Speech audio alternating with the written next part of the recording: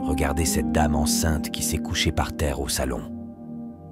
Tout à coup, un serpent surgit et entre dans son ventre. La dame se réveille brusquement et commence à crier comme si elle allait accoucher. Sa première fille, en rentrant à la maison, croise une dame céleste avec une Bible à la main. Elle dépasse la dame, mais s'arrête avec une idée en tête, puis se retourne pour lui parler. Elle lui dit « Excusez-moi, madame ».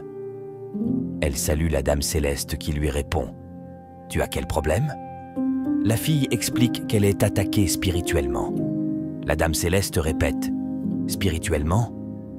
Et elle répond « Oui, madame ». La fille propose de lui donner de l'argent pour qu'elle puisse faire des offrandes à l'église et prier pour elle. La dame céleste lui demande « Où as-tu trouvé cet argent ?»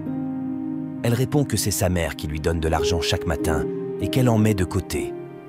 La dame céleste accepte et lui dit de lui remettre l'argent. La petite fille lui tend l'argent et la dame céleste la remercie. Elle prend l'argent, dit « Jésus », puis appelle la petite fille pour revenir. La petite fille s'approche et lui demande « Y a-t-il un problème ? Regardez ce plombier qui entre dans une chambre chez son client. » Il ouvre la porte et voit deux jeunes filles, les yeux bandés et les mains attachées derrière le dos. Il referme doucement la porte sans dire un mot, puis sort rapidement de la chambre. Arrivé au salon, étonné, il aperçoit l'homme et marche lentement avant que ce dernier ne s'approche de lui.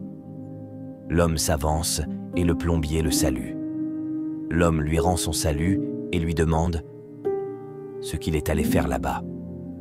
Le plombier, un peu confus, regarde derrière lui et répond qu'il n'a rien fait là-bas.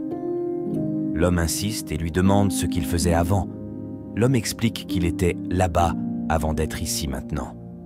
L'homme ajoute que le temps passe et que le travail n'est toujours pas fait.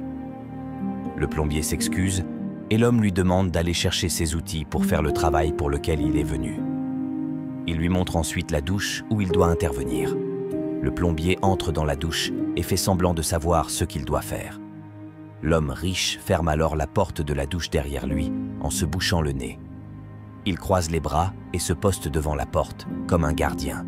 L'homme riche se tient devant la porte pendant que l'homme, qui prétend être plombier, enlève un tuyau et lui montre en disant que c'est ce tuyau qui pose problème.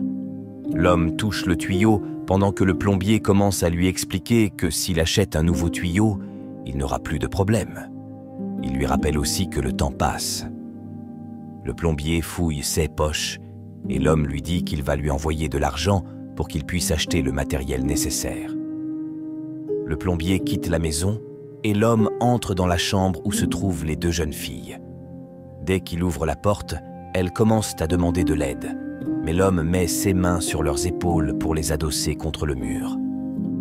Il sort ensuite de la chambre, referme la porte derrière lui, puis prend son téléphone pour passer un appel, tout en se remémorant comment il a attiré les deux jeunes filles. Il sort de l'argent de sa poche, se rappelant comment il les a convaincues et les a mises dans sa voiture. Fatigué, il s'assoit sur le canapé et finit par s'endormir. Pendant qu'il dort, les policiers et le plombier entrent dans le salon pour l'arrêter.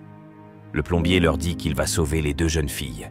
Les policiers s'approchent de l'homme, le réveillent et procèdent à son arrestation.